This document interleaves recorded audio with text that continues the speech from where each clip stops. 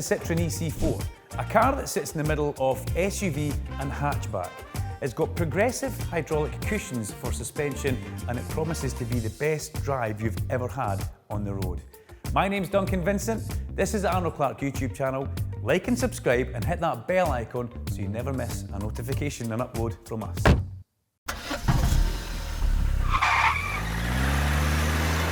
The front of the ë-C4 is all about elegance, and Citroën have put a big effort into making this car look elegant.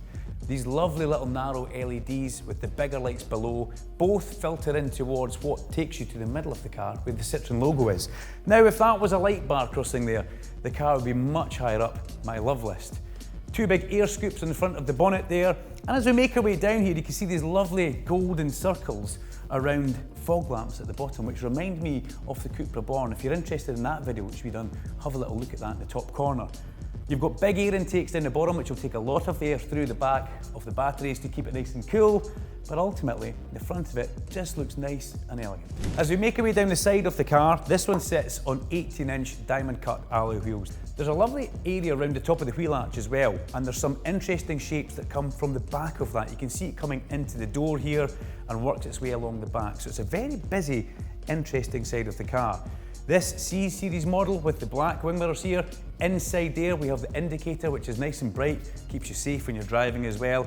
And it's got that traditional Citroën shape to it. It's got the kind of sloping that comes down towards the back.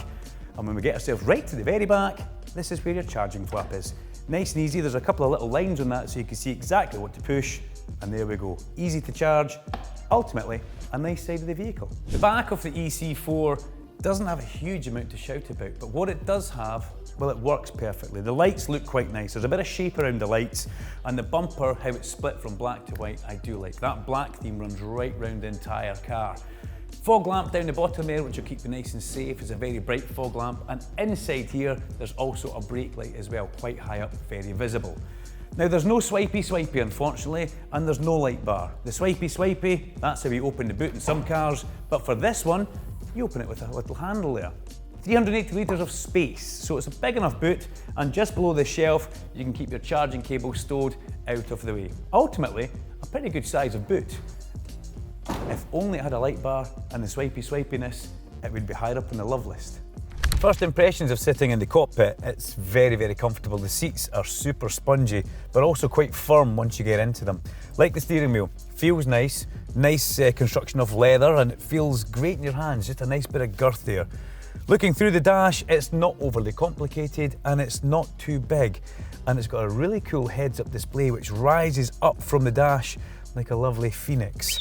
As we look across the actual dash, the infotainment system is pretty basic in this car, but it does everything you need it to do. The climate controls are nice and handy to get, and they're all actually manually operated on the console in the inside there. You've got a charging map for your phone and some extra storage that has got a double layer on it down there.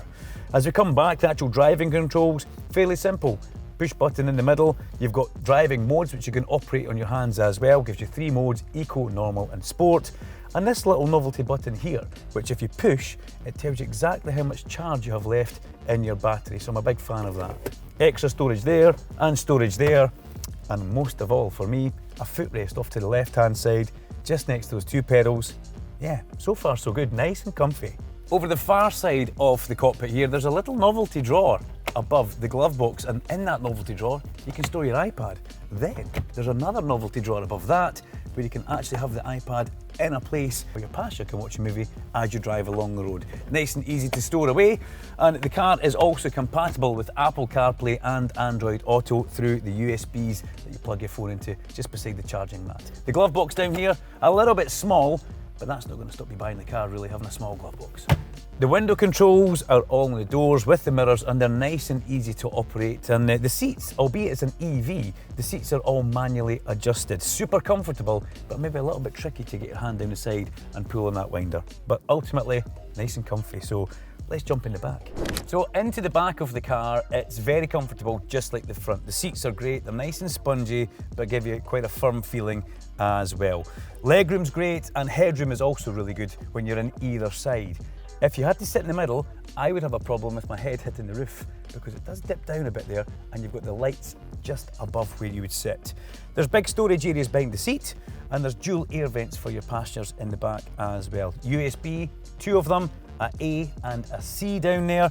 And as we come across towards the doors, I like the electric windows with the privacy glass. And on a sea of black plastic, it's lovely to see this blue finish here, which does tie in with the stitching in the seats, and that's also replicated in the front of the car. Big enough door bins down there as well for you to store your phone or a juice bottle in as well. ISOFIX, well, that's tucked away behind some lovely little zips in the seat there, and always easy to get an ISOFIX in the car in this day and age.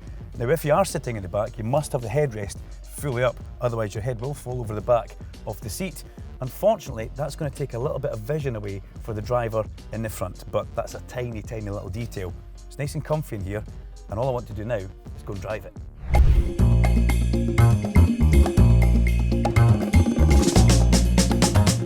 Down the cobbles here, and the ë-C4 does soak up the small bumps in between little cobbles very well. It still feels manhole covers, it still feels potholes, but it does deal with them ever so gracefully, which is quite nice.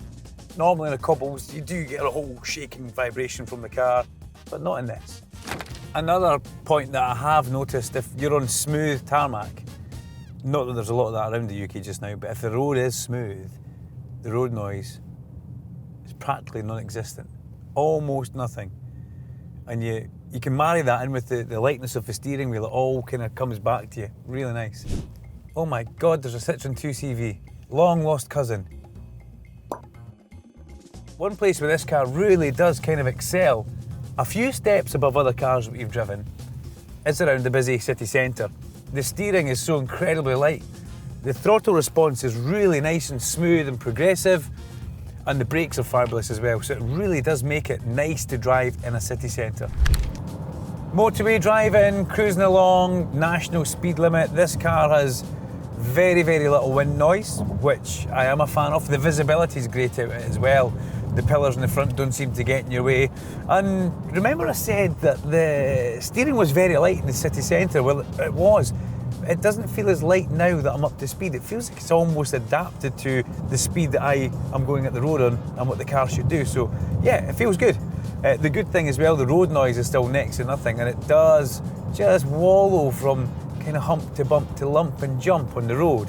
Citroën have certainly put their homework in for this new suspension, that they've got the progressive hydraulic cushions, double in the front, single in the back. It does work in harmony. It's got a nice big windscreen, and the mirror out the back isn't too bad as long as the headrests are down and you don't have anybody in the back. It'll do 0 to 80 in round about 30 minutes, percentage of charge that is, and it will also, as the one pedal driving adaptive cruise control brings us to a halt in a traffic jam. I like that. Well done, Citroën, that was lovely. It would also charge at a wall charger at home, round about 7.5 hours to get it fully charged overnight. And they badge it as 217 miles. In reality, if you drive it very conservatively, you're probably just going to nudge 190 into 200 miles for charging. Per charge. So, albeit this is an EV, the sat-nav is very clever. It shows you pricing for petrol stations in the area you are. So if you're ever watching those pennies in this cost of living time, good car for good value looks after you when you're driving for your fuel as well. The C-Series was brought into the UK specifically to give good value on an EV with some basic features and some good add-ons.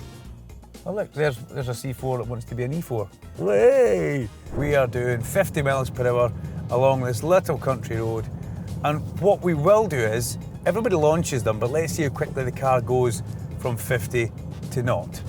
That's quite an important part of it. A lot of people forget that. So here we go. 3, 2, 1. Yeah. That wasn't long at all. We've got all sorts of sensors flashed at us now. The hazard warning lights are on, but away we go again. That was pretty good. Nice bit of braking in this car. Soaking up bumps is one thing, but you have a trade-off with that. If your suspension is so soft, it then doesn't like bumps at high speed. And when I'm saying high speed, 56 miles per hour is not high speed when we go over a bump.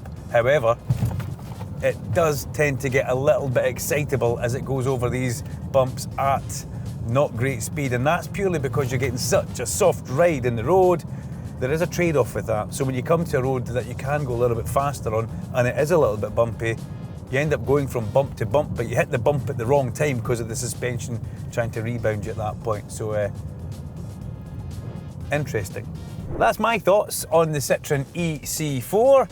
What would you guys think? I think it's fabulous for driving in around town. It soaks up the bumps well. If you've got cobbled streets, it can deal with that.